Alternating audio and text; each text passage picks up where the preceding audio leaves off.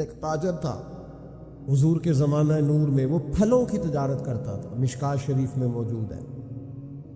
کسی وجہ سے اسے نقصان ہو گیا۔ تو انسان جب تجارتیں کرتا ہے، زندگی گزارتا ہے، تو جہاں اسے نفع ملتے ہیں وہاں کہیں کہیں اسے خسارے بھی ملتے ہیں۔ تو الگ بات ہے کہ ہم صرف نفعوں کے قائل ہوتے ہیں، خساروں کے قائل ہی نہیں ہوتے۔ وہ تاجر تھے، پھلوں کے تاجر تھے، بڑی اچھی تجارت کرتے تھے، کسی وجہ سے نقصان ہو گیا۔ اب وہ حضور کی بارگاہ میں آئے۔ ہمارے ہاں یہ ہوتا ہے کہ لوگ کہتے ہیں میرا کیا لینا دینا، بلکہ اگر کوئی بندہ اس طرح کا مسئلہ حل بھی کرا رہا ہو تو کہنے حضرت صاحب تو اڈا نہیں ہے کام۔ اس تاجر نے اس بارگاہ میں آ کے کہا جہاں جو آ جاتا ہے ہمیشہ بامراد ہی جایا کرتا ہے۔ یا رسول اللہ صلی اللہ تعالی علیہ وسلم، میں پریشان ہو گیا ہوں۔ اور پہلے جب آدمی مالدار ہوتا ہے تو دائیں بائیں رش بھی ہوتا ہے، اور جب اس طرح کے حالات ہو جائیں تو وہ جو بڑے قریبی ہوتے ہیں وہ بھی کئی دفعہ ساتھ چھوڑ جاتے ہیں۔ ساری عمر ہی آٹا گد ہے، لکھاں کیتے پیڑے، اب وقت آیا ہی تے محمد بخشا کوئی نہیں ہو بیٹھا نیڑے۔ لوگ نکل جاتے ہیں، کمزور پڑ گیا بندہ بیچارہ۔ حضور کی بارگاہ میں عرض گزار ہوا، یا رسول اللہ تکلیف میں ہوں، تاجر تھا، پھلوں کی تجارت کرتا تھا اور مشکات میں موجود۔ نبی پاک علیہ السلام نے دعا بھی فرمائی، کرم نوازی بھی فرمائی، رحمت بھی فرمائی، عطائیں بھی فرمائی، لیکن حضور نے نا صحابہ سے فرمایا سارے مل کے اپنے بھائی کی مدد کرو۔ تھوڑے پیسے کسی نے دیے، تھوڑے کسی نے دیے، تھوڑے کسی نے دیے، مل کے۔ اور ایسے لوگوں سے جو لوگ بڑے اس کام کے لیے ہر وقت ذہنی طور پر تیار رہتے تھے، ان لوگوں سے کہا اس کے ساتھ چلو، لیکن اس کا قرضہ ابھی بھی جتنا چڑھ گیا تھا اتنے پیسے جمع نہیں ہوئے تھے۔ اللہ کرے میں آپ کو سمجھاؤں، یہ بھی اخلاقی بلندی والا کام ہے کہ کسی شخص کی کمزوری میں اسے اٹھانا، گرتے ہوئے کو سنبھالنا، پھسلنے والے کو سہارا دینا، بکھرنے والے کو بکھرنے سے بچا لینا، ٹوٹنے والے کو ٹوٹنے سے بچا لینا، پریشان ہو جانے والے کو سمیٹ لینا۔ اللہ کے پیارے رسول صلی اللہ تعالی علیہ وسلم نے فرمایا اپنے بھائی کی مدد کرو۔ لوگوں نے مدد کی، لیکن اس حد تک اس کے پاس پیسے نہ ہوئے جتنا اس کا قرضہ تھا۔ اب حضور نے ان لوگوں کو بلایا جن کے اس نے پیسے دینے تھے، اور پیسے دینے والوں سے کہا کہ اس کے پاس اتنے ہیں، اتنے لے لو، اور چلو تم بھی کچھ نیکی کرو، کچھ لے لو کچھ چھوڑ دو۔ حضرت ابو الحسن خرقانی تقریر کر رہے تھے، بات کر رہے تھے، تو کسی نے کہا کہ آپ حضرت بایزید بستامی رحمۃ اللہ علیہ کے سجادہ ہیں، تو حضرت بایزید کیسے آدمی تھے؟ تو فرمانے لگے حضرت بایزید کو جو دیکھتا تھا وہ کلمہ پڑھ جاتا تھا۔ باپ نے تو ماشاءاللہ قبول کر لیا، لیکن وہ جو سامنے بیٹھا تھا اس کی سمجھ میں بات نہیں آئی۔ وہ کہنے لگا حضور آپ نے کہہ دیا ہے پر میری عقل میں تو نہیں نہ آتا۔ نہیں آتا جس کی عقل میں، تو پھر اس کی عقل میں نہیں آتا۔ میں اکثر کہتا ہوں کہ بہت سارے لوگ ہیں جن کا کوئی پیر نہیں، اور ان کا ہو بھی نہیں سکتا ان کا کوئی پیر، اس لیے کہ مطلب اتنا سیانا بندہ اس کا کوئی پیر ہو جائے۔ اور میں تو پیروں کو مشورہ دوں گا کہ مہربانی کرنا ان کے پیر بننا بھی نہ، یہ بڑا مشکل کر دیں گے آپ کے لیے جینا۔ تو بہتری اسی میں ہوتی ہے کہ انسان سمجھے چیزوں کو اور دائروں کے اندر باتوں کو تسلیم کرنے کی عادت بنائے۔ تو کہا کہ جو دیکھتا تھا حضرت بایزید کو کلمہ پڑھ جاتا تھا، تو حضرت ابو الحسن خرقانی سے وہ شخص کہنے لگا جی بابا جی آپ عجیب بات کر رہے ہیں کہ دیکھا اور کلمہ پڑھ گیا، بندہ دیکھنے سے کیسے کلمہ پڑھ سکتا ہے؟ ابو جہل نے بڑی جگہ حضور کو دیکھا تھا، اس نے تو کلمہ نہیں پڑھا، اور بایزید بستامی کو دیکھ کر لوگ مسلمان ہو گئے، یہ کیسی بات ہے؟ تو حضرت ابو الحسن خرقانی فرمانے لگے مجھے اللہ کی عزت کی قسم، ابو جہل نے ایک دفعہ بھی محمد رسول اللہ کو نہیں دیکھا صلی اللہ، بڑی قسم اٹھا لی، ایک دفعہ بھی محمد رسول اللہ کو صلی اللہ ہو۔ تو شخص کہنے لگا حضور وہ چچا تھے حضور کے، اور دیکھا انہوں نے ایک دفعہ نہیں 1000 دفعہ۔ فرمانے لگے میں سفید داڑھی سے بوڑھا آدمی مسند پہ بیٹھ کے قسم اٹھا رہا ہوں تو میری بات ہی نہیں سمجھ رہا، نہیں دیکھا ابو جہل نے محمد رسول اللہ صلی اللہ علیہ وسلم کو نہیں دیکھا، تو کہا پھر کسے دیکھا؟ تو حضرت ابو الحسن کرکانی فرمانے لگے اس نے جب بھی دیکھا عبداللہ کے یتیم بیٹے محمد کو ہی دیکھا۔ یہ وہی عبداللہ کا یتیم بیٹا جو یہاں رہتا تھا، ایک دفعہ بھی اس نظر سے دیکھتا نا کہ یہ اللہ کے رسول ہے تو فوراً کلمہ پڑھ کے مسلمان ہو جاتا۔ جب بھی لوگ دیکھتے ہیں وہ اینک کی بڑی شاندار لگائی ہوئی ہے جس کے اندر سے کوئی آدمی بھلا نظر ہی نہیں آتا، تو ان کو پھر بھلائی نصیب نہیں ہوتی۔ ایک نظر سے بھی اگر انسان دیکھتا ہے کہ جس سے اسے بھلائی چاہیے تو پھر اللہ اسے توفیق ہدایت عطا کر دیتا ہے۔ میں گاڑی میں سفر کر رہا تھا، بچہ میرے ساتھ گاڑی چلا رہا تھا، تو 2-4 دیہاتی لوگ گاڑی کے آگے وہ سڑک پہ کھڑے تھے، تو سمجھ نہیں آ رہی تھی کہ یہ آگے کی طرف جانا چاہ رہے ہیں کہ پیچھے کی طرف آنا چاہ رہے ہیں۔ اس بچے نے سخت لفظ کہے، یار حد ہو گئی ہے، لوگوں کو سڑک کراس کرنے کی بھی عقل نہیں۔ میں نے کہا پتر یہ مقام شکر تھا، میں نے بسوں پہ سفر کیا ہے، مجھے اس کی تکلیف کا پتہ ہے۔ آپ کے نیچے گاڑی ہے اور آپ کو صرف 2 منٹ رکنا ہے کہ یہ گزر جائیں اور آپ اسی پر ہی پریشان ہیں۔ آپ ان کو گزر جانے تھے، آپ بریک لگا لیں، یہ آگے جائیں گے پیچھے جائیں، ٹائم دیں، قدر کرے۔ اگر اللہ نے نعمت دی ہے اسے ذاتی حق نہ سمجھے۔ ایک تو ناقدری زوال نعمت کا باعث بنتی ہے، پھر ناشکری، جب لوگ شکر نہیں نہ کرتے پھر نعمتیں چلی جاتی ہیں۔ لَإِن شَكَرْتُمْ لَأَزِيدَنَّكُمْ، اگر تم شکر کرو گے تو میں نعمتوں میں اضافہ کر دوں گا۔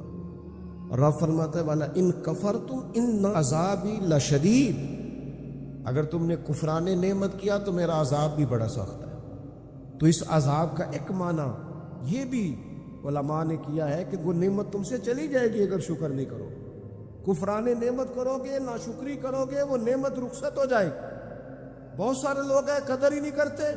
جہاں بھی آپ ہیں، جس مقام پر بھی ہیں، جہاں بھی ہیں، آپ کا سینہ ہر وقت چوڑا ہونا چاہیے۔ میں اپنے دوستوں کو سمجھانے کے لیے کہا کرتا ہوں کہ میں ناز سے کہتا ہوں جس طرح کے استاد مجھے ملے ہیں دنیا میں کسی کو نہیں ملے، اور جس طرح کے ماں باپ مجھے ملے ہیں میرا خیال ہے شاید کسی کو نہ ملے ہوں، اور پھر اس کے بعد جس طرح کے دوست، شاگرد، مرید، پیار کرنے والے، کہ دیکھو نا دوستوں کو جگہ نہیں ملی، کھڑے ہیں یہاں پہ۔ تو میں پھر کبھی کبھی ناز سے کہا کرتا ہوں خدا جانے بلندی ہے کہ پستی، پر جہاں میں ہوں وہاں کوئی نہیں ہے۔ آپ جہاں ہیں، جس مقام پر ہیں، آپ کی طبیعت شکر کے اندر ڈھلی ہوئی ہو۔ ایک ہمارے یہاں بچہ پڑھا کرتا تھا تو اچھے کھاتے پیتے گھر کا تھا، تو ہر وقت کی لڑائی، فلانی چیز نہیں ملی، فلانی چیز نہیں ملی، ہر وقت کا رٹا۔ تو مدرسے میں بچے کام لگے ہوئے تھے، تو ہماری مسجد کی نا چھوٹی مسجد کی کھڑکیوں سے مدرسہ نظر آتا ہے۔ میں نے اسے کہا پتر وہ دیکھ ذرا کیا ہونے لگا ہے۔ تو مزدور نے پونا کھولا، دوپہر کا ٹائم تھا، پھر اس نے ہاتھ دھوئے، پونا کھولا، پانی رکھا، پھر وہ چھوٹا سا توڑا تھا سیمٹ والا وہ بچھا کے اس پر وہ بیٹھ گیا۔ پھر اس نے جب وہ کھولا نا پونا تو اس میں سے جو روٹی تھی وہ کافی ساری، اچار وغیرہ، سالن، وہ کچھ بونے کو بھی لگ گیا تھا۔ پر اس نے جس شوق سے بسم اللہ پڑھی ہے نا، اور جس مزے سے روٹی کھائی ہے نا اس نے، اور پھر اسے اس کا تلفظ نہیں ٹھیک ہوگا، پر لفظ تاثیر سے بنتے ہیں، تلفظ سے نہیں۔ ہو سکتا ہے اسے سیکھنے کی ضرورت ہو، لیکن اس نے جب وہ کھا کے ہاتھ اٹھائے نا اور کپڑے سارے مزدوری سے بھرے ہوئے، اور جس ذوق سے اس نے آسمان کی طرف دیکھا، میں نے کہا پتر اس کو رزق کھانا کہتے ہیں اور اس کو شکر کرنا کہتے ہیں۔ یہ لائن لگی ہوئی ہے کھانے پینے والی چیزوں کی، اور میں نہیں کھانی، تو میں نہیں کھانی، تو یہ میری پسند کی نہیں ہے، تو یہ میرے ابا جی کہا کرتے تھے بھوک لگی ہوئے تے ہر شے دا سواد ہے، تے نہ لگی ہوئے تے بڑے نخرے نے۔ نہ قدری اور نہ شکری یہ زوال نعمت کا باعث بنتی۔ کبھی نہ شکری نہ کرے، جو چیز ہے اس پر خدا کا ڈھیروں ڈھیر شکر ادا کرے، اور ہر حال میں شکر ادا کرے۔ کہیں مالک نے جو مجھے دیا ہے کرم ہی ہو گیا ہے، جو اللہ نے مجھے عطا کی ہے اس پر اس کی رحمت ہو گئی، فضل ہو گیا۔ حضور علیہ السلام نے فرمایا 70,000 لوگ ہوں گے جنہیں رب حساب کے بغیر جنت عطا کر دے۔ فرشتے بھی حیران ہو کے پوچھیں گے تم کون ہو، کوئی حساب کتاب ہی نہیں ہوا؟ وہ کہیں گے ہم وہ ہیں جو ہر حال میں اپنے رب کا شکر ادا کرتے ہیں۔ وجود ڈھلے میں اپنے دوستوں سے کبھی کبھی کہتا ہوں میرا نا وجود ڈھلتا ہے. کبھی آپ نے موم بتی دیکھی؟ اس کا وجود ڈھلتا ہے. تو ایک درویش نے کہا ہے وہ اس لیے ڈھلتا ہے کہ وہ سمجھتی ہے میرے اوپر روشنی ہے, اس روشنی کی وجہ سے وہ ڈھلتی جاتی ہے, وہ نعمت بڑی ہے, میرے اوپر نور ہے, لہذا وہ شکر میں ساری ڈھل جاتی ہے, ملیا میٹ ہو جاتی ہے. تو میں بھی کبھی کبھی دوستوں سے کہتا ہوں یار میرا وجود ڈھلتا ہے خدا کے شکر میں. کبھی کبھی دل کرتا فٹافٹ سجدے میں چلا جاؤں, 1 منٹ نہ لگا. یہ ادارہ مکمل ہوا ہے نا, یہ ہم نے شروع کیا تو مجھے ایک صاحب کہنے لگے 40 سال لنگ جانے نے مولوی مسیطہ نہیں مکمل کر دے. اور میرے دماغ میں بات اڑ گئی, پھر یہ مکمل ہو گیا. اور اللہ کے فضل سے اس طرح مکمل ہوا ہے کہ علماء دیکھنے کے لیے آتے ہیں اور دیکھ کر کے لوٹ کے جاتے ہیں تو کہتے ہیں کمال ہی ہو گئی. تو میں کہتا ہوں خدا جانے بلندی ہے کہ پستی, پر جہاں میں ہوں وہاں شکر کرے, زندگی میں شکر کا مزاج پیدا کرے, شکر کی, اور ہر حال میں کرے. 2 بجے رات کو ایک شخص سید ابو البرکات شاہ صاحب سے مسئلہ پوچھنے آ گیا تو ان کے بیٹے سید محمود احمد رضوی صاحب رحمۃ اللہ تعالی علیہ ناراض ہو گئے. کہنے لگے کوئی ٹائم ہے مسئلہ پوچھنے کا, سویرے نہیں پوچھ سکتے تھے؟ تو سید صاحب تھے نا, کہنے لگے معبود شکر نہیں ادا کرتے, کوئی اللہ کے رسول کے دین کی بات پوچھنے آیا. آپ مقام شکر پہ کھڑے ہو نا, آپ کو زندگی سکون میں ملے گی. تیسری بات جس سے نعمتیں چلی جاتی ہیں وہ تکبر ہے. تکبر صرف ایک ذات کو زیبا ہے, متکبر صرف ایک ہے, وہ اللہ ہے.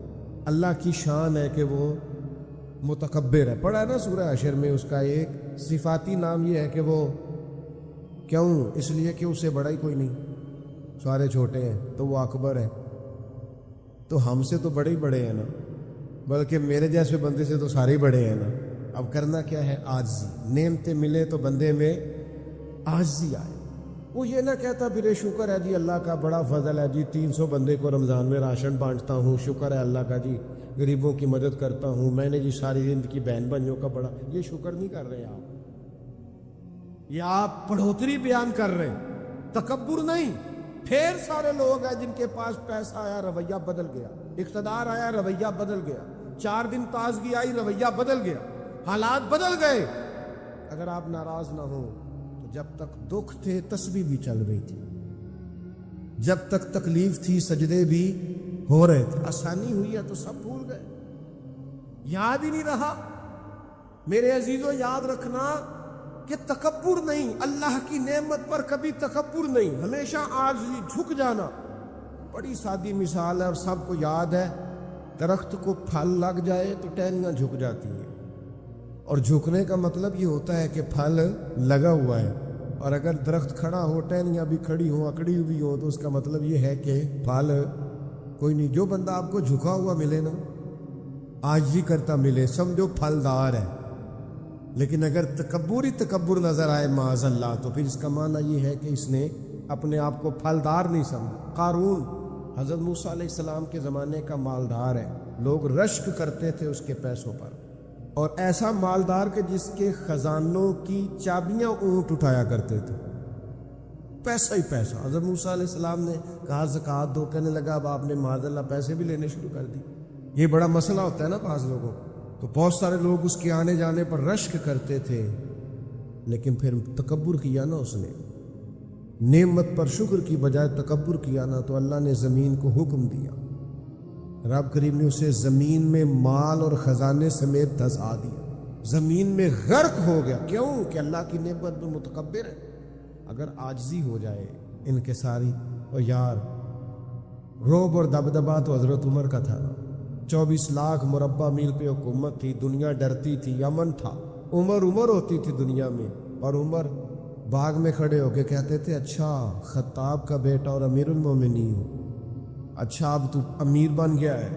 یاد رکھنا, خود اپنے آپ سے خطاب کرتے, یاد رکھنا صحیح چلنا, ورنہ قیامت میں رب کا سامنا نہیں کر سکے گا. تو اپنے آپ سے خود احتسابی. تکبر سے نعمتیں چلی جاتی, زوال نعمت ہوتا ہے. ایک خاتون ہے بڑی نیک, تاریخ میں گزری ہیں, تو وہ کہتی ہیں کہ میں ایک جگہ بیاہ ہی گئی, میری پہلی شادی ہوئی ایک جگہ پہ, تو دروازے پہ کوئی بھیک مانگنے والا آیا اور اس کی حالت بڑی خستہ تھی، تو میرے شوہر نے نا اسے ڈانٹ دیا۔ میں نے اپنے شوہر سے کہا اللہ کا ہم پر فضل ہے اور اس کی حالت بڑی پتلی ہے، لگتا ہے کئی دنوں سے روٹی نہیں کھائی، تو 4 پیسے دے دیں تو عرض کیا ہے؟ کہنے لگا قطر نہیں۔ میں نے منع کر دیا تو ختم ہوگی بات۔ تو بی بی کہتی ہے میرے پاس اپنے ذاتی پیسے بھی پڑے ہوئے تھے جو میکے کی طرف سے مجھے ملے تھے، تو ذرا میرا خامد سائڈ پہ ہوا تو میں نے نظر بچا کے نا اس فقیر کو 4 پیسے دے دیے، چونکہ زیادہ ہی اس کی حالت بگڑی ہوئی تھی۔ تو کہتی میں پیچھے پلٹی تو شوہر پیچھے کھڑا تھا، اس جرم میں کہ میں نے ایک فقیر کو بغیر اجازت پیسے دیے، اس نے مجھے طلاق دے دی۔ کہتے ہیں بڑی تکلیف میں تھی اور اپنے دل میں سوچتی تھی مالک میں نے تو تیرا بندہ جان کے اس کی مدد کی ہے اور مجھے یہ سزا ملی ہے۔ فرماتی ہیں عدت گزر گئی، میرا والد پریشان تھا، پھر ایک رشتہ آیا، میرا نکاح ہو گیا، لیکن اللہ نے مجھے اتنا اچھا شوہر دیا، اتنا نیک شوہر دیا، اتنا کمال آدمی۔ فَإِنَّ مَعَ الْعُسْرِ يُسْرًا إِنَّ مَعَ الْعُسْرِ يُسْرًا، مشکل کے بعد اللہ آسانی دیتا۔ کمال شوہر اللہ نے مجھے دیا، نیک، صالح، محبت کرنے والا۔ فرماتی ہیں اسی طرح میں ایک دن اپنے شوہر کے ساتھ بیٹھی تھی، دروازے پہ دستک ہوئی تو میں شوق میں اٹھی، اپنے شوہر سے کہا میں دے کے آؤں فقیر کو؟ کہنے لگا جتنا مرضی دے دو۔ کہتے ہیں دروازے پہ گئی تو میری چیخ نکل گئی، اس لیے کہ دروازے پہ جو مانگنے آیا وہ میرا پہلا شوہر تھا۔ بے پرواہی ویک سجن دی جتھے کسے دی پیش نہ جاوے، انہیں مالاں والے در در رولے تے منگتے ہیں تخت بٹھاوے، اوے سجنا او کسے نو کارا مل دئی، کوئی کعبے او خالی آوے۔ وہ میرا پہلا شوہر دروازے، کہتے وہ بھی تڑپ گیا۔ کل تک تکبر تھا، غرور تھا کہ ہم مالدار ہیں، ہم کسی غریب کو کیا دیں، لیکن آج یہ حال ہے کہ وہ خود دروازہ دروازہ بھیک مانگ رہا تھا۔ نہ قدری، نہ شکری، تکبر یہ زوال نعمت کا باعث بنتا ہے، انسان کے پاس سے نعمت رخصت ہونے لگ جاتی ہے۔ ایک چوتھی بات جو زوال نعمت کا باعث بنتی ہے وہ یہ ہوتی ہے کہ اللہ کی نعمت کو صرف اپنا حق سمجھ لینا۔ اللہ نے جو ہمیں دیا ہے نا وہ سارا ہمارا نہیں ہوتا، اس میں مسکین کا بھی حق ہوتا ہے، یتیم کا بھی حق ہوتا ہے، کمزور کا بھی حق ہوتا ہے، سائل کا بھی حق ہوتا ہے۔ سخت جملہ ہے اور چلو کوئی بات نہیں، کبھی کبھی کڑوی گولی سے بھی فرق پڑتا ہے۔ بعض لوگوں کو اللہ نعمت دیتا ہے وہ سانپ بن کے بیٹھ جاتے ہیں، وہ سمجھتے ہیں ہمارا حق ہے، اور کسی کو دے کے احسان جتلاتے ہیں۔ میں ایک محفل میں گیا تو مجھے کہنے لگے 2 عمرے کے ٹکٹ بھی ہم نے دینے ہیں تو آپ نکال کے جائیں۔ میں کہا جنہوں دینے دے چپ کر کے دے دو، یہ نہیں دیے جاتے۔ آپ نے اس کی فوٹو ہی بنانی ہے، کسی کو عمرہ کرا رہے ہو چپ کر کے دے دو، ختم ہو گئی بات۔ بچیوں کی، غریب بچیوں کی شادی کرانی ہے تو وہ ساری لائنوں میں بنا کے تصویریں بنانے کی کیا ضرورت؟ آپ سانپ بن کر نہ بیٹھے۔ اللہ نے جو نعمت دی ہے، اور مشکات میں حدیث ہے حضور علیہ السلام نے فرمایا رب تمہیں جو رزق دیتا ہے تمہارے ضعیف اور کمزور لوگوں کی برکت سے عطا کرتا ہے، تو ان کی برکت سے تو تمہیں مل رہا ہے، اور تم تکبر کرتے جا رہے ہو، غرور کر رہے ہو، اور تم کہتے ہو نہیں یہ میرا حق تھا۔ حق نہیں تھا بھائی، خدا نے اپنے فضل سے عطا کیا۔ اچھا پھر کچھ بندے بھول ہی جاتے ہیں، گاؤں سے آ کر پڑھنے والے بھول ہی گئے کہ کس کی ماں نے کتنا زیور بیچا تھا۔ وہ جدی پشتی امیر بن جاتے، وہ کہتے ہو نہیں جی اللہ دا فضل ہے جی، دادا جی دی بھی بڑی گل سی۔ بھائی دادا جی دی گل صرف زمین نہ لوں گی ہے، ویسے آپ ایک اچھا انسان کا جھوٹ کیوں بولتے ہیں؟ صحیح بخاری میں حضرت ابو ہریرہ رضی اللہ تعالیٰ عنہ سے حدیث مروی ہے، بڑی مشہور ہے۔ نبی پاک علیہ السلام نے خود ایک قصہ بیان فرمایا بنی اسرائیل کا۔ حضور فرمانے لگے 3 شخص تھے، ایک کوڑ کے مرض میں مبتلا تھا، کوڑا تھا، ایک گنجا تھا، ایک نابینا تھا، ہر وقت پریشان رہتے تھے۔ میرے رب نے ان کو آزمانے کا فیصلہ کیا۔ دیکھو اللہ کے آزمانے کا طریقہ کیا ہے۔ ایک فرشتہ انسانی شکل میں آیا، سب سے پہلے جس کو کوڑ کا مرض تھا اس کے پاس آیا۔ حضور سید عالم صلی اللہ تعالیٰ علیہ وسلم بیان فرماتے ہیں، اس نے آ کے اس سے کہا کیا چاہتے ہو؟ اس نے کہا یار مجھے کوڑ کا مرض ہے، لوگ مجھ سے نفرت کرتے ہیں، گھن کرتے ہیں، کاش میری کھال ٹھیک ہو جائے، جلد ٹھیک ہو جائے، بیماری چلی جائے۔ تو فرشتے نے ہاتھ پھیرا، اللہ نے شفا عطا کر دی۔ شفا کس نے دی؟ ہاتھ کس نے پھیرا؟ تو کوئی حرج نہیں، اگر کسی وقت کوئی بزرگ دم کر دے، ہاتھ پھیر دے تو شفا اللہ ہی دیتا ہے۔ بخاری میں موجود ہے جو روایت عرض کر رہا ہوں۔ فرشتے نے ہاتھ پھیرا، اللہ نے۔ اب فرشتہ اس سے پوچھتا ہے پسند کیا ہے، مال کون سا پسند ہے؟ کہنے لگا اونٹ بڑے پسند ہے۔ تو فرشتے نے ایک حاملہ اونٹنی اسے دی اور برکت کی دعا بھی دی۔ اب فرشتہ آیا گنجے کے پاس، جناب کیا چاہتے ہیں؟ اس نے کہا میں گنجا ہوں، سر پہ بال نہیں ہے، اس کی وجہ سے چہرے پہ کوئی حسن بھی نہیں ہے، لوگ گھن کرتے ہیں، کبھی میرے بال آ جائے نا۔ فرشتے نے ہاتھ پھیرا، بال اللہ نے عطا کیے، اس کو شفا ہو گئی۔ اب فرشتے نے اس سے کہا کہ مال کون سا پسند ہے؟ کہنے لگا گائے بڑی پسند ہے۔ فرشتے نے اس کو ایک حاملہ گائے دی اور برکت کی دعا بھی دی۔ اب فرشتہ اندھے کے پاس آیا، کیا چاہتے ہیں؟ اس نے کہا رب نے بڑی سونی کائنات بنائی ہے پر میں دیکھ نہیں سکتا، کبھی آنکھیں مل جائے نا تو ساری رونقیں ہی بحال ہو جائیں۔ فرشتے نے ہاتھ پھیرا، شفا۔ یاد رہے گا مسئلہ، یہ اتنا سا مسئلہ جس میں لوگ بڑی جلدی اڑ جاتے ہیں۔ فرشتے نے آنکھوں پہ ہاتھ پھیرا اور اللہ نے شفا عطا کر دی۔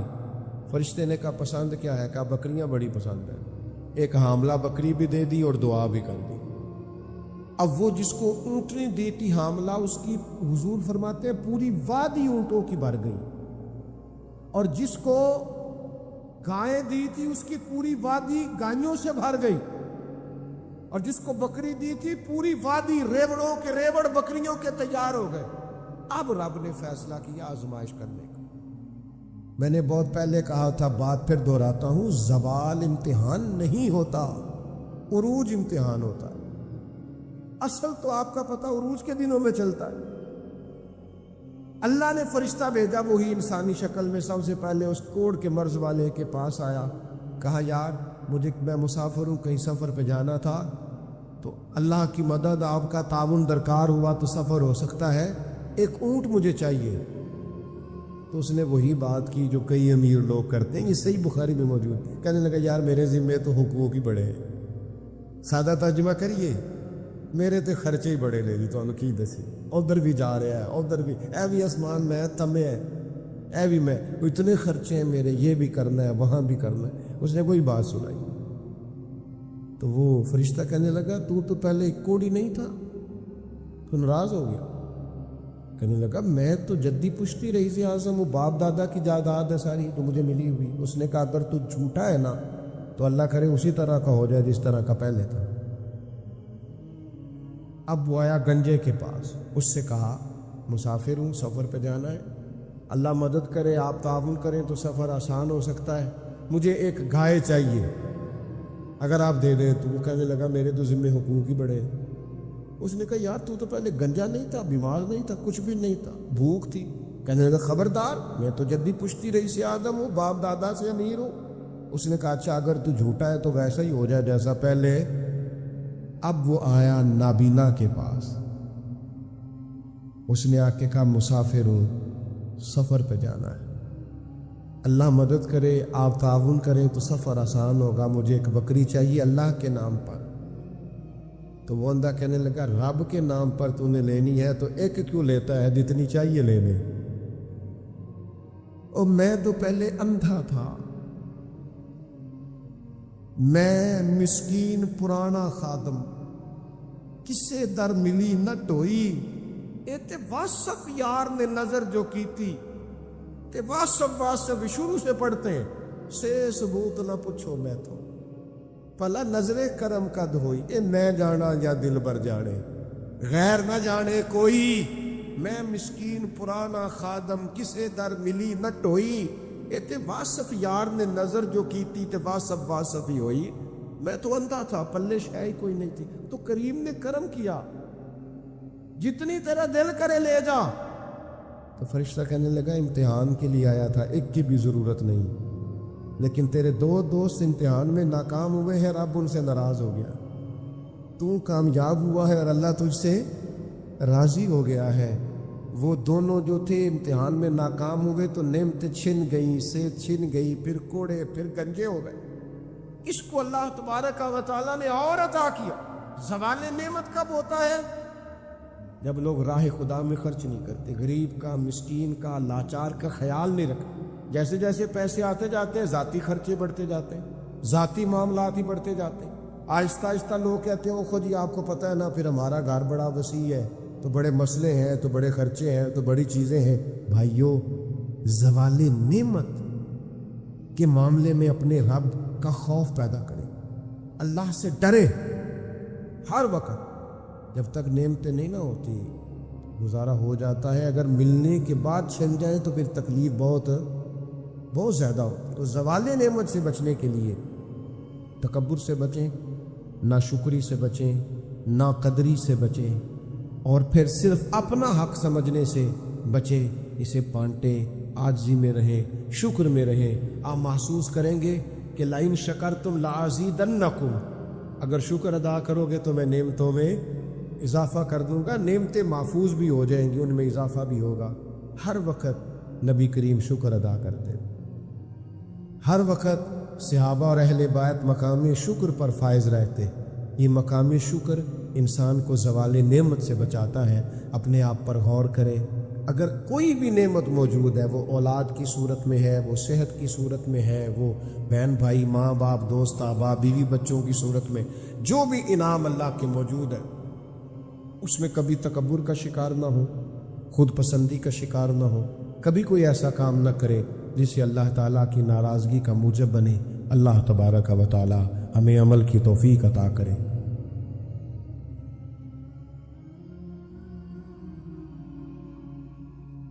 میرے رسول کریم سید عالم صلی اللہ علیہ وسلم اپنے غلاموں پہ کرم فرماتے۔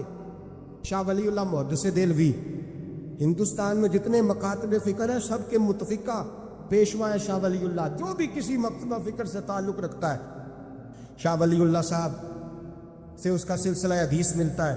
شاہ ولی اللہ صاحب کہتے ہیں میرے ابا جی شاہ عبد الرحیم محدث دہلوی بیمار ہو گئے، ساری زندگی نبی پاک کا دین پڑھایا، ساری زندگی حضور کے فرمان سے لوگوں کو آگاہ کیا، قرآن و سنت کا درس دیا، فالج ہو گیا، لوگ باتیں کرنے لگے۔ کہتے ہیں میرے والد صاحب کہتے ہیں میں رونے لگا کہ یا رسول اللہ میں کسی اور کا تو نہیں، میں تو آپ کا ہوں، نظر کرم ہونی چاہیے۔ فرماتے ہیں میرے والد گرامی کہ اچانک میرے گھر میں روشنی پھیلنے لگی، خوشبو آنے لگی، اور میرے استاد گرامی شاہ عبد العزیز محدث دہلوی خواب میں آئے، کہنے لگے عبد الرحیم یہ چارپائی سیدھی کر، جس طرف تیری چارپائی کے پیر ہے یہ دروازہ اس طرف کھلتا ہے، جلدی سے سائڈ بدل۔ کہتے ہیں میں نے فٹافٹ شاگردوں سے کہا سائڈ بدل دی۔ میں نے کہا استاد جی کیا ہونے لگا ہے؟ کہنے لگے تیرے گھر میں رسول اللہ تشریف لا رہے ہیں، نبی پاک کی جلوہ فرمائی کا وقت ہے۔ انفاس العارفین میں شاہ ولی میں نے اس آدمی کی بات چھیڑی ہے جو سب کے متفقہ ہے۔ کہتے ہیں اندر آئے، نور آیا، روشنی آئی، خوشبو آئی۔ شاہ عبد الرحیم صاحب کہتے ہیں میں کیا دیکھتا ہوں، مصطفیٰ کریم آئے ہیں، ایک طرف ابو بکر صدیق ہے، دوسری جانب مولا علی شیر خدا ہے۔ فرماتے حضور تشریف لائے، اپنا کوئی ملے تو دکھ سارے یاد آ جاتے ہیں۔ کہتے ہیں وہ بیماری کا دکھ، ایک تنہائی، ایک غربت، ایک بیماری، ایک بڑھاپا، ایک لوگوں کے تانے، حضور کو دیکھا نا تو میرے آنسو دریا کی طرح بہے۔ کہتے ہیں رسول پاک میرے قریب آئے، میں فالج زدہ تھا، اٹھ نہیں سکتا تھا، چارپائی پہ بیٹھے بیٹھے میں نے حضور کے سینے پہ سر رکھ دیا اور رونے لگا، میرے آنسو حضور کے کرتے پہ گرنے لگے۔ کہتے ہیں نبی پاک کی داڑھی مبارک میرے چہرے سے لگنے لگی۔ اتنی تسلی دی محبوب نے، اتنی تسلی دی کہ فرماتے اگلے پچھلے سارے غم ہی میں بھول گیا، مجھے لگا کہ دنیا کا خوش قسمت خوش نصیب شخص میں ہوں اور مجھے فرشتے جن اور انسان سلامی دینے آ رہے ہیں۔ شاہ عبد الرحیم صاحب کہتے ہیں جہاں جہاں درد تھی نبی پاک نے دستے شفا پھیرنا شروع کیا۔ کہتے ہیں ہاتھ حضور کا لگتا گیا، شفائے اللہ عطا فرماتا گیا۔ فرماتے شفائیں دوڑ گئی، خوشبوئیں پھیل گئی، طاقتیں آ گئی۔ فرماتے حضور نے تھپکی دی، کہا بس کر دے، میں آج ہو گیا ہوں، میں آج ہو گیا ہوں۔ تسلی دی مصطفیٰ کریم، تسلی۔ خواب میری وچ آیا ماہی، میں وہ گل وچ پا لئیاں باواں، پھر ڈر دی ماری اکھ بھی نہ کھولا، کتے پھر وچھڑ نہ جاواں۔ چر ہویا مینوں ترلے لیندیاں، کدی موڑ میرے ول واگاں۔ خواب میری وچ ایک وار جے میں ساری عمر نہ جاگا۔ کہا نبی پاک بس کرنا، آج ہو گیا ہو۔ کہتے میرا دل کیا کہ حضور جا رہے ہیں تو کوئی تحفہ ہی عطا کر دے، اور پھر دل کیا کہ کبھی حضور اپنی داڑھی کے 2 بال مبارک منہ مبارک دیتے تو میرے نصیب چمک جائے۔ کہتے ہیں میرے دل میں خیال تھا، قربان جاؤں میرے رسول پاک نے یوں داڑھی پہ ہاتھ پھیرا اور 2 منہ مبارک اتارے، فرمایا چل یار فکر نہ کر، تو رکھ لے۔ کہتے حضور نے مجھے دیے، اللہ کے حبیب جانے لگے، دروازے تک پہنچے تو میں نے اپنی چارپائی کو ٹٹولا تو بال ہی نہیں۔ میرے دل میں خیال آیا منہ مبارک کہاں گئے؟ کہتے ہیں نبی پاک نے رخ پھیرا اور حضور نے فرمایا تکیہ اٹھا کے دیکھ، میں نے تیرے تکیے کے نیچے رکھ دیے، تکیہ اٹھا کے دیکھ۔ فرماتے حضور چلے گئے، سویرے چنگا بھلا اٹھ کے چلنے لگا تو لوگ کہنے لگے یہ کرشمہ کیسے ہوا؟ میں نے کہا اس نے شفا دی ہے، جو شفا دینے والے کا محبوب ہے، جو شفا دینے والے کا، حضور علیہ السلام کا دست مبارک پھرا ہے، شفا ہو گئی۔ اور میں نے کہا دلیل یہ ہے کہ مصطفیٰ یہ اپنے 2 بال مبارک بھی دے گئے۔ یہ اعتراض کرنے والے فوراً کان کھڑے ہو گئے۔ عقل کو تنقید سے فرصت نہیں، عشق پر ایمان کی بنیاد رکھ۔ کہنے لگے یہ واقعی حضور کے ہیں؟ 3 آ گئے، کہنے لگے واقعی۔ میں نے کہا جاؤ دھوپ پہ لے کے جاؤ۔ کہتے وہ تینوں لے کے گئے، جب کمرے سے نکلے تو بادل کے ٹکڑے نے آ کے سایہ کر دیا۔ بادل کا ٹکڑا سایہ کرتا ہے، ایک مان گیا، 2 کہنے لگے جی اچانک ہو گیا۔ میں نے کہا دوبارہ جاؤ، 1 بار نہیں، 2 بار نہیں، 100 بار جاؤ، میں رسول اللہ کا نوکر ہوں، میں نوکری کر کے کھاتا ہوں، جھوٹ بول کے نہیں کھاتا۔ میں حضور کے نام پہ جھوٹ بولوں گا؟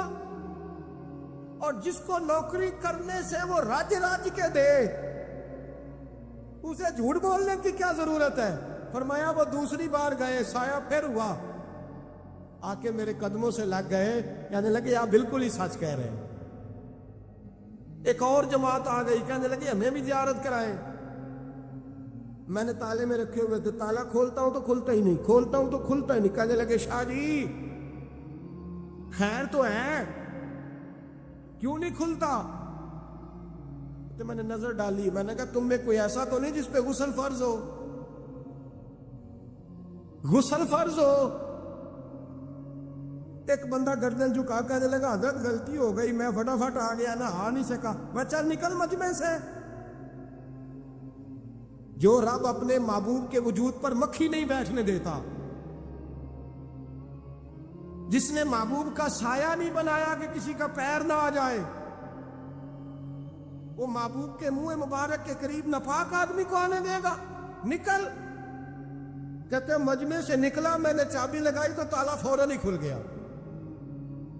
واللہ وہ سن لیں گے، فریاد کو پہنچیں گے ہم۔ اتنا تو ہو کوئی فریاد کرے دل سے۔ نبی کریم سید عالم نور مجسم صلی اللہ تعالی علیہ وسلم کسی کو روتا دیکھ کے رو پڑتے تھے، کسی کو روتا دیکھ۔ حضرت ابوبکر صدیق رضی اللہ تعالیٰ عنہ ارشاد فرماتے ہیں میں حضور کے ساتھ تھا، ایک میدان سے ہم گزر رہے تھے تو ساتھ ہی ایک باغ تھا، وہاں بڑا رش تھا، لوگ بڑے اکٹھے تھے، بہت سارے لوگ جمع تھے۔ نبی پاک صلی اللہ علیہ وسلم نے فرمایا ابو بکر پتہ کرو کیا ہوا۔ جناب صدیق اکبر رضی اللہ تعالیٰ عنہ تشریف لائے اور واپس جا کے عرض کرنے لگے یا رسول اللہ صلی اللہ تعالیٰ علیہ وسلم، ایک اونٹ پاگل ہو گیا، لوگوں کو کاٹ رہا ہے، لوگ اس کو گرفتار کرنے کی کوشش کر رہے ہیں، کسی کے ہاتھ میں ڈنڈا ہے، کسی کے ہاتھ میں رسا ہے، کسی کے ہاتھ میں نیزہ ہے، قابو نہیں آ رہا۔ نبی پاک صلی اللہ علیہ وسلم نے فرمایا چلو میں چلتا ہوں۔ حضرت صدیق اکبر عرض کرنے لگے یا رسول اللہ صلی اللہ علیہ وسلم، وہ پاگل ہو گیا، وہ کاٹتا پھر رہا ہے، آپ مہربانی کریں، وہ تکلیف دے گا۔ فرمایا ابو بکر مجھے جانے دو۔ جناب صدیق اکبر فرماتے ہیں نبی پاک صلی اللہ علیہ وسلم تشریف لائے اور حضور جیسے ہی کھڑے ہوئے نا، اونٹ حضور کی طرف بھاگا، نبی پاک کی طرف لپکا وہ، میں بھی ڈرنے لگا، جتنے لوگ تھے پریشان ہونے لگے، دوڑا آیا اونٹ، ہم سب پریشان تھے لیکن محبوب کے چہرے پر بڑا ہی اطمینان تھا۔ فرماتے اونٹ دوڑا آیا اور سیدھا آ کے اس نے حضور کے قدموں پہ سجدہ کیا، اور جناب صدیق اکبر فرماتے ہیں اس نے حضور کے کان میں کچھ کہا تو نبی پاک کی آنکھوں میں آنسو آ گئے۔ کس کے دکھ پر؟ او بھائی غور تو کرو، اس بات کو سمجھو تو صحیح،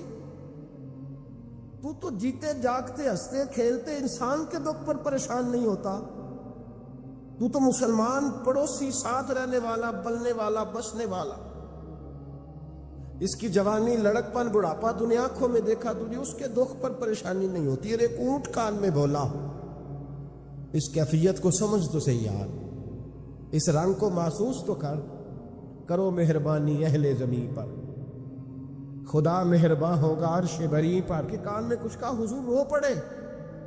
پھر محبوب نے فرمایا رسی لاؤ۔ مالک رسی لایا تو حضور نے اس کے ناک میں نکیل ڈالی، اس نے خاموشی سے ڈلوا لی۔ حضور نے اس کے ہاتھ میں دیا اور فرمایا تو کہتا ہے پاگل ہو گیا، وہ شکایت کر رہا ہے کہ حضور گرمی میں تپ جاتا ہوں پر پانی کا گھونٹ نہیں دیتا۔ یا رسول اللہ صلی اللہ علیہ وسلم، یہ میری طاقت سے زیادہ مجھ پر بوجھ رکھتا ہے، محبوبہ میں تیرے سوا کس کو دکھ بتاؤں، کام زیادہ لیتا ہے، چارہ کم ڈالتا ہے۔ او بھائی، میرے محبوب پاک سید عالم صلی اللہ علیہ وسلم نے ہمیں جو مزاج عطا فرمایا وہ تو اس طرح کا ہے کہ جانور کو بھی دکھ ہو تو محبوب پاک کو تکلیف ہوتی ہے۔ صحابہ فرماتے ہیں کہ دو آدمی گھوڑے پہ بیٹھے تھے، غور کرنا میری بات پر، دو آدمی گھوڑے پہ بیٹھے، کدھر سے آ رہا ہے کدھر سے جا رہا ہے، رستے میں ملاقات ہوگی تو گھوڑوں پہ بیٹھے آپس میں باتیں کر رہے ہیں،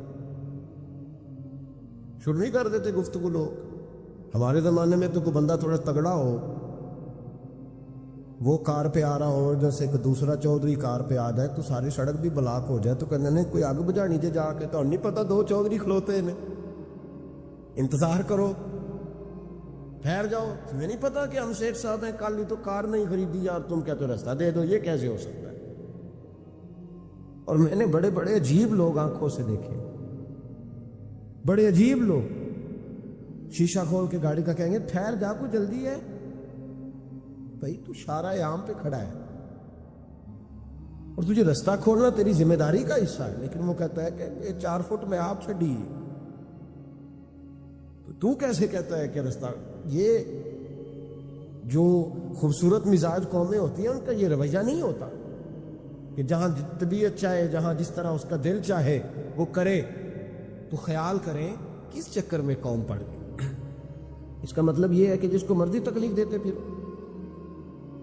نبی کریم سید عالم صلی اللہ علیہ وسلم نے فرمایا اللہ نے میری برکت سے ساری زمین مسجد بنا دی ہے، جہاں نماز پڑھو گے اللہ قبول فرما لے گا، لیکن فرمایا رستوں میں نماز نہ پڑھنا، لوگوں نے گزرنا ہے، رستوں میں شارع عام پر نماز کی نیت باندھنے کی اجازت نہیں ہے۔ تو میرے عزیز بھائی غور فرمائے، دو آدمی، ایک ادھر سے گھوڑا لے کے آ رہا ہے، کدھر سے جا رہا ہے، دونوں جا رہے تھے، آپس میں دونوں نے بات چیت قریب سے نبی پاک صلی اللہ علیہ وسلم گزرے تو سرکار رکے، ان دونوں کو فرمایا نیچے اترو بھائی، گھوڑوں سے اتر آئے تو دو جملے محبوب نے، خیر الکلام ما قل و دل، 2 جملوں میں بات محبوب نے مکمل کر دی۔ فرمایا جانوروں کو سواریاں بنایا کرو، کرسیاں نہ بنایا کرو۔ سواریاں بنایا کرو انہیں کرسیاں، جب بیٹھنا ہو تو نیچے اترو، کسی کرسی پہ بیٹھ کے بات کرو. یہ سواری کے لیے ہیں. ان کے اوپر بوجھ اس وقت بنو جب تم نے سفر کرنا ہے. تم بوجھ بن گئے تو جو محبوب سید عالم صلی اللہ علیہ وسلم اتنے جذبات رکھیں کہ کسی آدمی نے جانور کو کھڑا کر کے صرف سواری کر لی، محبوب تو اسے منع فرمائے. اور یہاں ہم جیتے جاگتے لوگوں کا رستہ روکیں، ایمبولینس کو رستہ نہ دیں. ان گاڑیوں کو جو امدادی کاروائیوں کے لیے پہنچ رہی ہیں وہ کہیں کہ صاحب رستہ دینا پسند نہیں کر رہے. تو بھائی رحم اور کرم جن جذبات میں ہوتا ہے، جن سینوں میں ہوتا ہے، ان سینوں کو میرا رب محبوب رکھتا ہے، ان کو پسند کرتا ہے. امام غزالی رحمۃ اللہ تعالی علیہ طریقت میں، تصوف میں، منطق میں، فلسفے میں، حدیث میں، تفسیر میں، ہر جگہ امت کی رہنمائی کرنے والی شخصیت. امام غزالی رحمۃ اللہ علیہ وصال کر گئے. ایک آدمی آپ سے بڑی محبت کرتا تھا، وہ کہتا مجھے امام صاحب خواب میں ملے. تو میں نے کہا حضور انتقال کے بعد آپ پہ کیا گزری؟ تو فرمانے لگے میں نے اپنے رب کو بڑا ہی کریم پایا ہے، میں نے اپنے مالک کو بڑا ہی مہربان پایا ہے، وہ بڑا معاف کرنے والا ہے. تو فرمانے لگے میں نے عرض کی کہ حضور آپ نے دین کی نوکری بڑی کی، خدمت بڑی کی، کتابیں لکھی، درس تدریس واعظ نصیحت تبلیغ، بڑا کچھ کیا، اس سبب سے اللہ نے آپ کو معاف کیا. تو امام غزالی فرمانے لگے نہیں بھائی، سبب تو کوئی اور چیز بنی ہے. وہ کیا؟ تو امام صاحب فرمانے لگے میں ایک دن تحریر لکھ رہا تھا تو اپنا قلم میں نے سیاہی میں ڈبویا، گرمی بڑی شدید تھی. جب اس قلم کو میں لکھنے کے لیے اٹھا رہا تھا نا تو ایک مکھی آ کے بیٹھ گئی اور وہ سیاہی چوسنے لگی. میرے دل میں خیال آیا بیچاری پیاسی ہے، چلو اچھے طریقے سے چوس لینا، اس کی گرمی تھوڑی ٹھنڈی ہو جائے گی تو میں دوبارہ سے سیاہی لگا لوں گا. فرماتے میں نے اسے وہ موقع دیا، اس نے اچھے طریقے سے اس سیاہی کو پی لیا، وہ تو اڑ گئی، بات ختم ہو گئی، میں بھول گیا، کبھی یاد ہی نہیں آیا. فرماتے ہیں جب میرا حساب ہونے لگا تو مالک کونین نے پوچھا غزالی وہ جو مکھی پہ رحم کیا تھا تو تیرا اس سے کیا لالچ تھا؟ کیا لالچ تھا؟ نہ تو اس کا کوئی ووٹ بینک تھا، نہ تیرے کام آ سکتی تھی، نہ وہ کوئی ڈیوٹی کر سکتی تھی، نہ تیرے کوئی وہ تیری تعریف کر سکتی. اس بے زبان سے کی کیا لالچ تھا؟ کیوں موقع دیا؟ تو امام غزالی فرمانے لگے مولا تیری مخلوق سمجھ کے، اللہ تیری مخلوق سمجھ کے. تو رب کریم نے فرمایا تو میری مخلوق پہ رحم کرے تو میں تیرے اوپر رحم نہ کروں؟ کھول دو جنت کے دروازے، میں نے غزالی کو بے حساب جنت عطا فرما دی. بھائی شرط یہ ہے کہ تو دیکھ تو صحیح، کبھی تو نے رحم کھایا؟ تو نے کبھی توجہ کی ہے؟ نہیں، ہمارے دائیں بائیں اتنے زیادہ دکھ نہیں جتنے زیادہ ہم لوگ ہیں، اتنے دکھ نہیں جتنے ہم ہیں. اگر تھوڑا سا غور کر، آپ یقین کریں ہماری گفتگو ہماری ذات سے شروع ہوتی ہے اور ختم بھی ہماری ذات پر ہی ہوتی ہے. او بھائی تو صرف اپنے آپ کو سجانے سنوارنے جو میرے ذہن میں آیا، اور یہ جو ہمارے تعلقات ہیں نا دنیا میں، یہ بھی ہم نے اپنی ذات کے لیے رکھے ہوئے. یہاں تو سلام اس سے لوگ لیتے ہیں جس سے کوئی کام پڑتا ہے، یہاں تو 2 4 5 رشتے اس لیے رکھے ہوئے ہیں کہ کبھی کوئی مصیبت آ گئی تو کام آئیں. کچھ تعلقات اس لیے تو غریب کو دوست بھی نہیں ملتا، اس لیے کہ اس سے کسی کو کام کیا پڑے گا. لوگوں نے شناسائی بھی ان لوگوں سے رکھی ہوئی ہے جن سے کچھ نہ کچھ ان کے ذاتی مفادات و بس. دل نرم ہوتا ہے نا، انسان کا دل نرم ہوتا ہے تو وہ یہ نہ سمجھے کہ ایک آدمی کا دل نرم ہوا ہے، وہ سمجھے کہ پورے معاشرے پہ اللہ مہربان ہو گیا. دلوں کی نرمی معاشرے میں خوشبو پیدا کرتی ہے، دلوں کی نرمی گھر بساتی ہے، دلوں کی نرمی انسانوں کا انسانوں سے رشتہ مضبوط کرتی ہے، دلوں کی نرمی انسانوں کو انسانوں سے بھی جوڑتی ہے اور انسانوں کو ان کے رب سے بھی جوڑ دیتی ہے.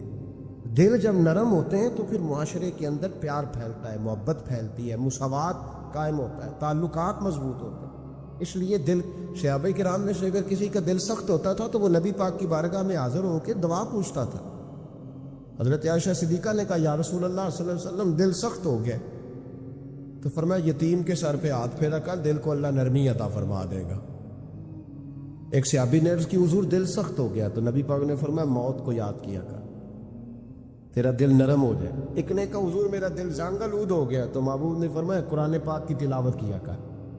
دلوں کا زنگ اللہ, تو یہ بہت بڑی بیماری ہے. اگر دل میں سختی آ جائے, انسان سخت گیر ہو جائے, لالچ کے رشتے قائم کرنے, تو بیمار ہو گئے. صحابہ اس کا علاج پوچھتے تھے, عرض کرتے تھے یا رسول اللہ اندر سختی آ گئی ہے, زنگ آلود ہو گیا مزاج, کوئی دعا تجویز کریں. تو محبوب دعا بتلایا کرتے. تو یاد رکھیں ہمارے جو ماتحت لوگ ہیں نا, ماتحت, ان کے بارے میں اپنا رویہ ٹھیک کریں. جن لوگوں کو اللہ تعالیٰ نے پیسے دیے ہیں نا, یا مالک نے انہیں کوئی عہدہ دے دیا ہے, یا ان کے پاس کوئی 10 20 50 200 لوگ کام کرتے ہیں, وہ تھوڑا سا سوچیں کسی وقت بیٹھ کے کہ میں آج ایک فیکٹری کا آنر بن کر اور ایک ادارے کا سربراہ بن کے بیٹھا ہوا ہوں, اگر کل مجھے وہاں کھڑا ہونا پڑ جائے جہاں مزدور کھڑے ہیں, تو پھر میرا حال کیا ہو. وہ جو اپنے ماتحت کے ساتھ ہمارا رویہ نا, یعنی حکم چلانے کا ایک مزاج ہے.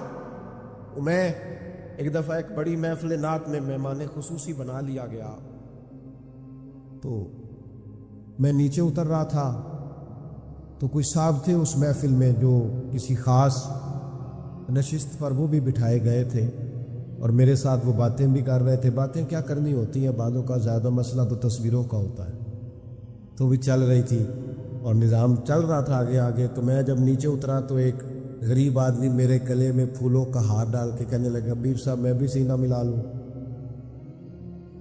تو ان سے سینہ جو ملا تو میرے کان میں کہنے لگے وہ جو آپ کے ساتھ کان میں ہنس ہنس کے باتیں کر رہا تھا, محفلیں بڑی بڑی کراتا ہے, اسے کو مزدوروں کا حق بھی صحیح ادا کیا کرے.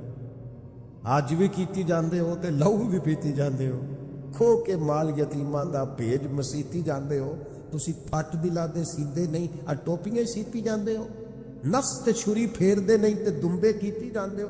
فرض پلائی بیٹھے ہو, فرض پلائی بیٹھے ہو, فرض پلائی بیٹھے ہو, ایویں نفلہ نیتی جاندے ہو, اور دسو تے سی بلے شاہ نو ایک ہی کیتی